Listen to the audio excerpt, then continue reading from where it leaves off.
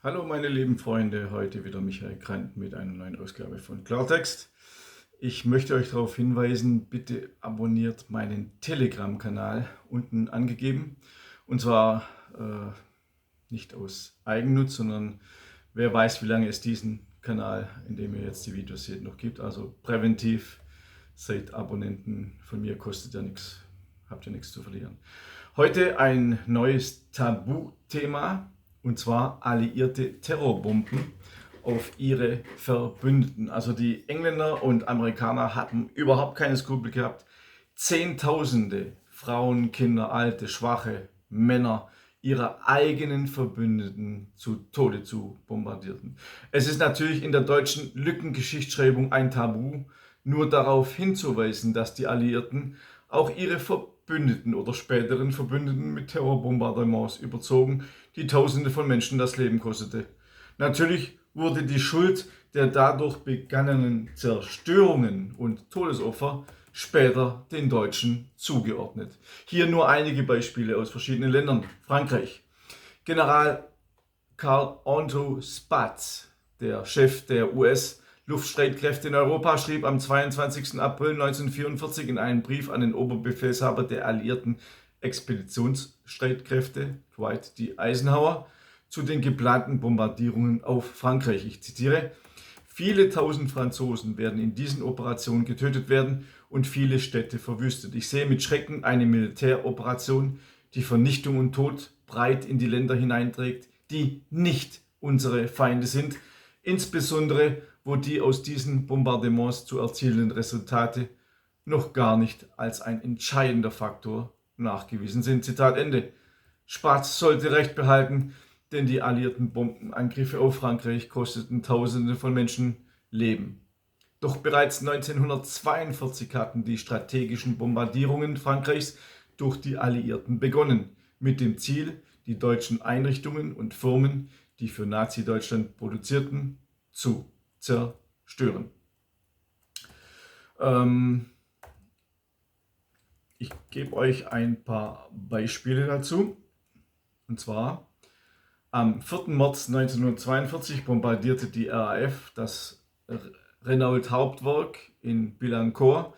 419 Tonnen Bomben wurden auf die Fabrik abgeworfen und auch auf die umliegenden Wohnungen. 391 Franzosen starben. Einen Monat später wurden die Renault-Werke erneut bombardiert. Dieses Mal von der 8. Luftflotte. Es gab 403 Tote und 600 Verletzte. Ab dem 6. Juni 1944 nahmen die Bombardierungen der strategischen Punkte in der Normandie zu. Die Zivilbevölkerung war schutzlos den Luftangriffen von Städten, Kommunikationswegen, Hafenanlagen und Flughäfen ausgesetzt. Die heftigen Kämpfe dauerten über 2 Monate an, vom 6. Juni bis 19. August 1944. Die Zivilbevölkerung der Normandie zahlte einen äußerst hohen Preis für ihre, in Anführungszeichen, Befreiung. Die Franzosen nannten diese englisch-amerikanischen Luftangriffe dann auch Terrorangriffe. Terrorangriffe auf ihren eigenen Verbündeten. Alleine seit dem 1. Januar 1941 bis zum 12. Mai 1943 töteten englisch-amerikanische Bomben 4.758 Franzosen, 9.785 wurden verwundet. Innerhalb weniger Tagen lagen auch Caen, also die große Stadt Falaise, Falangès, Alencourt, Arinthar und Flers in Schutt, in Asche. Im September 1944 warfen die Alliierten dann 12.000 Tonnen Bomben auf Le Havre ab. 1770 Zivilisten wurden getötet. Vom Juni bis August 1944 warfen die Amerikaner sogar 594.300 Liter Napalm auf die Normandie ab. Napalm. Aber auch auf die französische Hauptstadt Paris wurde von den Alliierten Bomben geworfen. Insgesamt 60 Angriffe, die rund 5.000 Tote forderten. Es gab viele andere Angriffe, die ich alle in meinem Buch aufführe. Insgesamt kamen fast 20.000 Zivilisten nur in der Normandie in den Kämpfen zu Tode, die meisten infolge von Bombardierungen, und weitere 300.000 erlitten schwere Verletzungen. Insgesamt warfen die Amerikaner und Briten 590.000 Tonnen Bomben auf Frankreich ab. Ich wiederhole, diese Schäden und diese Toten wurden nachher natürlich klar den Deutschen zugerechnet. Auch die Niederlande waren nicht verschont von den alliierten Bomben.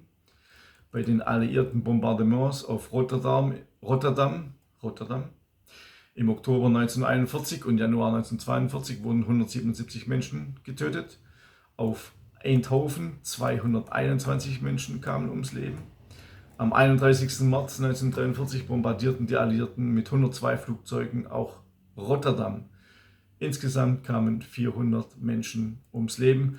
Am 17. Juli 1943 wollten die Alliierten die Fokkerwerk im Norden von Amsterdam bombardieren, doch die Bomben verfehlten ihr Ziel und trafen ein Wohnviertel der Stadt. 185 Zivilisten, darunter 11 Kinder, starben. Im Februar 1944 dann das nächste Desaster. Wegen einem Irrtum der US Air Force bombardierten amerikanische Flugzeuge Nimwegen mit Spreng- und Splitterbomben. Zwischen 820 und 830 Menschen kamen dabei ums Leben. Am 31. März 1945 bombardierten die Alliierten ein Wohnviertel in Den Haag. 500 Menschen wurden getötet. Am 14. März 1945 bombardierte ein englisches Flugzeug wiederum versehentlich den Bahnhof von Assen-Ost. 8 Menschen starben und so ging es weiter in Belgien. Auch der verbündete Belgien wurde gnadenlos bombardiert von den Massenmördern der Alliierten. Am 5. April 1943 wurde wiederum versehentlich, die Kleinstadt Morzel von der RAF und der USAAF bombardiert. 926 Tote. Am 4. September 1943 Gent, 111 Tote. In Brüssel, 7. September 1943, 327 Tote. In Enschede, 150 Tote. Am 26. März 1944 in Kortrijk 252 Tote. Gent 428 Tote. Am 10. und 12. Mai kamen mehr als 1500 Menschen in Belgien durch alliierte Bombenangriffe ums Leben.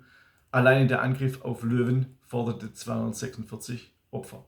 Aber auch die Tschechoslowakei, also Böhmen und Mähren, ehemalige, wurde bombardiert. Am 14. Januar 1944 wurde die Stadt Prag bombardiert. 700 Menschen starben. Am 25. März 1944 die nächste Bombardierung von Prag, wiederum aus Versehen. Es gab 235 Tote und 417 Verletzte. Auch Brünn wurde bombardiert am 12. April. 1200 Menschen kamen ums Leben. Am 16. und 17. April 1945 und am 25. April wurde die Stadt Belsen von den Briten und Amerikanern bombardiert. 600 Menschen starben. In Ustí-nad kamen 500 Menschen ums Leben und sogar noch nach der Kapitulation, nämlich am 9. Mai 1945, griffen 3 Fliegerverbände der Roten Armee Ortschaften in Böhmen und Mähren an. Es waren Dutzende Städte und Dörfer, die bombardiert wurden. Nach der Kapitulation. Das meiste Leid geschah in Mlada Boleslav, wo der 2. sowjetische Fliegerverband im Einsatz war.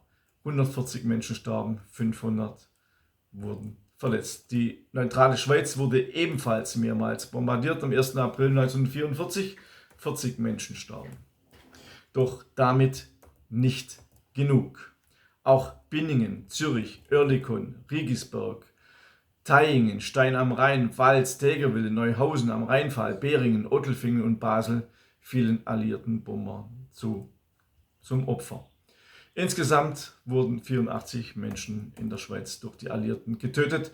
Andere Länder wurden ebenfalls von den Alliierten bombardiert. Rumänien, Finnland, Norwegen, Bulgarien, Dänemark, Jugoslawien, Österreich, Italien, Griechenland, Ungarn und Luxemburg.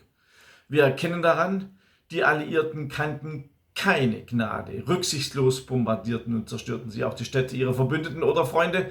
Und alle Zerstörungen und alle Toten wurde später den Deutschen zugerechnet. All das lest ihr in meinem neuen Buch Deutschland muss vernichtet werden. Alle Massenmorde, alles über die Luftangriffe, über die Terrorbombardierungen der Alliierten. Alles in meinem neuen Buch. Bestellt es, bevor es verboten wird, weil wir sind uns nicht einig, der Verleger und ich, wie lange es überhaupt auf dem Markt sein wird. Weil es enthält Wahrheiten, die zwar verifiziert sind und juristisch nicht wegklagbar sind, aber die unangenehm sind. In diesem Zusammenhang verweise ich auch noch auf meine Buchreihe Adolf Hitler, eine Korrektur. Bisher 6 Bände erschienen. Es geht darum, vom Ersten Weltkrieg an bis zum Tode Hitlers. Ich bin jetzt gerade bei Band 6, die Reihe soll 15 Bände haben. Und Band 6 behandelt den Angriff, die Atlantikschlacht und England. Wenn ihr mehr erfahren wollt, unter www.michaelkrant.de, dort gibt es einen Newsletter und ein Video über meine Hitler-Buchreihe. Dieses Video kann auf YouTube nicht veröffentlicht werden, es würde sofort gesperrt werden innerhalb von 1 Minute. Also denkt daran, meinen Telegram-Kanal zu abonnieren. Ich wünsche euch alles Gute, bis zum nächsten Mal. Euer Michael Krant.